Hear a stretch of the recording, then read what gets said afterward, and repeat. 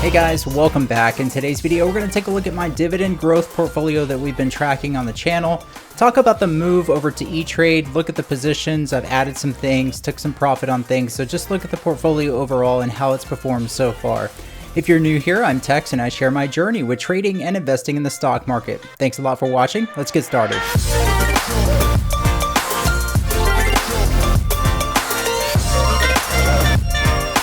Okay guys, so before we jump into the portfolio, just a quick mention about the move to E-Trade. If you'll remember, I had this account over at Fidelity with several of my retirement accounts. Now, I still love Fidelity as a long-term investing broker. In fact, my retirement accounts will remain over there. I chose to move this account for a couple of reasons. Now, this is really the account that I've been sharing with you guys on the channel. This is, again, it's just a taxable standard brokerage account where I take any extra money I have after I've maxed out my retirement accounts and then place it in here, which allows me to try to grow my money obviously faster than it would just sitting in a savings account. Now, the fun thing about this account is that I go through and hand pick individual stocks to invest in, where my retirement accounts are just kind of invested in boring, market index ETFs. So nothing really exciting going on over there that I really share on the channel. So it just made it easier to move this account to a different broker where I can just very easily share this with you guys on the channel. I don't have to worry about hiding my account number because they do that already on here. So that's a really great feature. Also, I think the intuitiveness of the website is better in some aspects, certainly when it comes to the type of things that we look at and share here on the channel. So for me, like I said, it's just purely personal preference in terms of making it easier to share this portfolio with you guys here on the channel. And it gave me a little bit of separation between this taxable investment account versus my retirement accounts. So diving into the portfolio here, I've taken some profit on positions. For the most part, I have a lot of the same core positions, but I have taken some profit on some of those. I've also added some new positions on the recent market sell-off. Now, those of you guys who are in the US know that when you're holding a stock, you really have to hold it for at least a year before you take any profit on it in order to pay the lower long-term capital gains rate versus the higher short-term capital gains rate. So some of these positions I finally have held for more than a year. So I was able to actually take some profit, not a lot, but I took some profit on these positions. And so that worked out pretty well. I was able to lock in some of the gains, but I'm still holding a lot of those same core positions. And like I said, I did add some new positions on the recent market sell-off. So let's jump in and take a look at exactly what holdings I have in this portfolio. So sorted alphabetically, running through the top here, some of these you're going to be familiar with. We're already in here. Apple, for example, Amazon, I believe Alibaba was in the last video we talked about. Baidu is a new addition. I picked that up on a recent dip here. You've got Caterpillar. This is one that I've been holding since the very beginning, pays a good dividend. It's been doing really good as, rotation has moved out of tech and into industrials, among other things, energy and things like that. So obviously up very nicely on that position. I did take some profits on some of that. Costco is a new addition this week. Picked that up on a dip here. CRM, I believe Salesforce, I mentioned that I did pick that up in the last video, but that is a relatively new addition.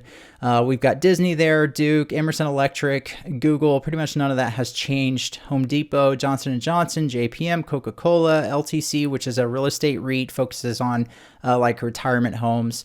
You got Medtronic, Merck Pharmaceutical, you've got Microsoft, Nextra Energy, Nike. This is real estate, Realty Income Corporation. This one is another real estate REIT. You got Pfizer, of course, pharmaceutical company, Procter & Gamble, pretty much a diehard consumer staple stock there. Royal Bank of Canada, Store Capital is another real estate REIT. AT&T, Target, Tesla. This is one that I just picked up this past week. And then you've got Verizon and Zillow. So all said, there's a decent selection of stocks in here. If we go through and sort by the total percentage gain, Caterpillar at the top with a 82.5% return. You've got Store Capital below that, 72%. And just kind of moving down, you can see the gain on the percentage gain on each of these positions. And obviously some of these newer positions that I picked up, I'm red on at this point in time. CRM, Merck I've had for a while, but it looks like it's gone a little bit red. Probably look at adding some more to this position pretty soon. Zillow, this is a new addition. Alibaba, a little bit unfortunate. I was up pretty decently in the position, but it's a long-term hold, so I'm not overly concerned about it. Fundamentally, I don't see anything that's really changed with it, but of course there is some danger with investing in China. You're kind of stuck to the whim of whatever the Chinese government wants to do. But overall, I still like the company. I'm pretty invested in it pretty heavily. We got $3,000 in it.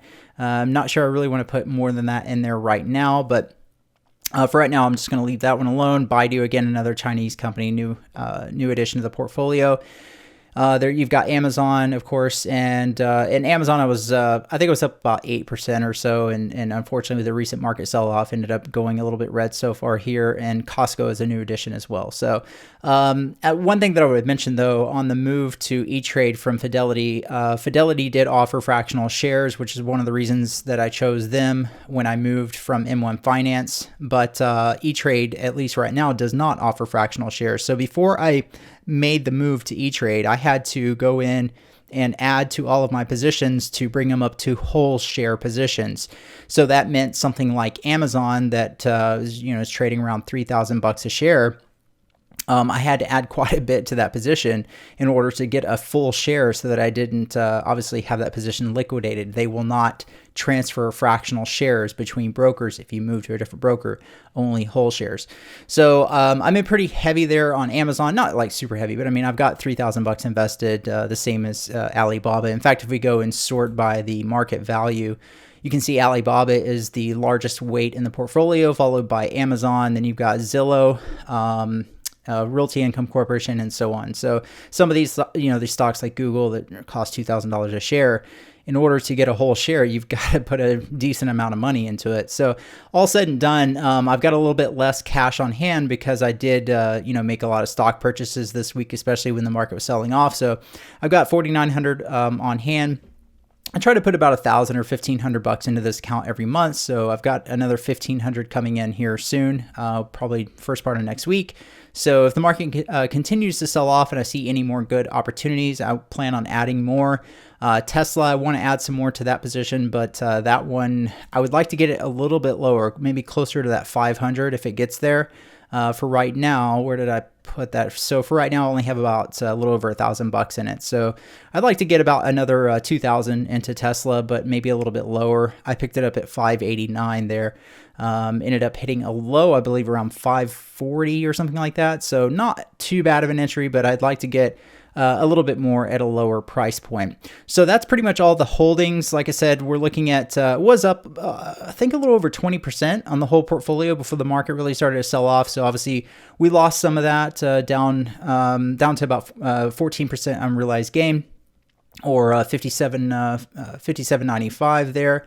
And if we go take a look at the performance, and since I just recently moved this account here, obviously it's not going to have much of long-term performance. But if we go to year-to-date, I think, yeah, if you look at year-to-date, I'm actually so far beating the three major indices here. Look at the 3-month, and I'm pretty much beating on there. And you can see one of the reasons why I'm doing really well is because I do have a decent amount of holdings from the Dow index, which is doing really well right now. You've got 6 months, and so yeah, it's getting a little bit more unpredictable here because I haven't been with E-Trade for that long. But I do, like I said, I do like the intuitiveness of their website. I think it's just a little bit easier to use than Fidelity's website in terms of doing these analytics and everything. You can go look at gains and losses. So I locked in $160.84 in short-term gains just from a quick trade that I took when I first opened the account on Palantir. And then I did lock in $474 there in long-term profits from just taking profits on Caterpillar, JPM, Target, just a few of the others. So there's that. And then we can go and look at the analysis tab. And this just gives you an idea of what, how the portfolio looks in terms of large cap, mid cap, international stocks. So it looks like, 11.6% of the portfolio is in international stocks, 70.9% in large caps, only 7% in mid caps. And right now only about 10.5% in cash. I had that number closer to, I think, about 20%, maybe just over 20% I had in cash. So in the recent market sell-off here in the past week, I've got about 10% of that or so invested. So now I'm down to 11% in cash, but I will be obviously adding more here coming in the next week. And you can kind of compare the portfolio to different types. Like if you had a moderate portfolio that would have like 39% in bonds, I don't really intend on buying any bonds in this portfolio, but so that's what it looks like on the asset allocation. And then the last thing we can look at is the estimated income based on obviously the stocks that I hold in this that do pay dividends. It is a dividend growth portfolio is what I'm calling it, because I do want to invest in stocks that pay dividends and just continue to kind of build up positions in those stocks over the years for the long term. But I also do want some growth potential because I'm still young enough and still far enough away from retirement that I do want to, put some risk on in the portfolio for that growth, that capital appreciation, that growth potential. So that's why I've invested in some of those names like, Baidu and Zillow and Tesla and things like that obviously don't pay dividends. But from all my dividend stocks, we're looking at an estimated income of $926.40. So that's kind of cool how they do that for the portfolio. And you can see what stocks are paying dividends and when they're paying it and all that good information right here. So, all said and done, almost $1,000 a year in dividends. Not bad, not bad. So right now, that's where we're at in the portfolio. It will be interesting to see what the market does going forward. If the dip gets bought and we continue to see a bullish run higher, or if we're going to see a significant sell-off, at which point we might get things at even more of a discount. One of the stocks that I do want to add a lot more to is Apple. I did pick up a couple shares here and there on the pullback here recently, but I'd like to see it come a little bit lower before I start really getting into it heavy. You can see I only have about $1,800 in it. I'd like to get that closer to $3,000, maybe $4,000 in Apple, and just kind of work that position up. But as of right now, I think it needs to come a little bit lower before I start getting too aggressive with adding more to Apple. So that's portfolio, guys. Not a whole lot really going on. Obviously, with long-term investing, it's all about buying and holding. But I thought I would update you on it because obviously we did add quite a few new stocks, and we do have the move over here to E-Trade. So if you have any questions or comments, feel free to leave those below. Always appreciate hearing from you, and I hope you enjoy this video and following the portfolio progress as we go along. So take care, guys. Have a good one, and we'll see you in the next video.